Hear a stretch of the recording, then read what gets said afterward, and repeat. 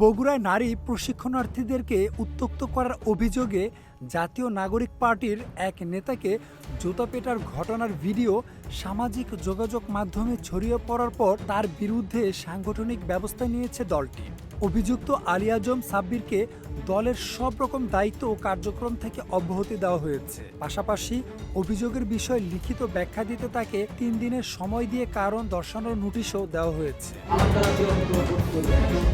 জানা যায়, সাব্বির বগুড়া কারিগরি প্রশিক্ষণ কেন্দ্রের ড্রাইভিং প্রশিক্ষণ কোর্সের একজন প্রশিক্ষণার্থী।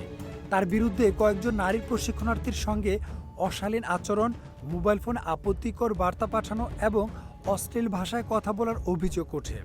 অভিযোগের পর গত 24 মে কয়েকজন নারী প্রশিক্ষণার্থী তাকে টিটিসির একটি কক্ষে আটকে রাখে। পরে এক নারী প্রশিক্ষণার্থী জুতা দিয়ে তাকে মারধর করেন। এ সময় তিনি নিজের আচরণের জন্য ক্ষমা প্রার্থনা করে বলে জানা গেছে। Mahdi Hasan, news flash 71।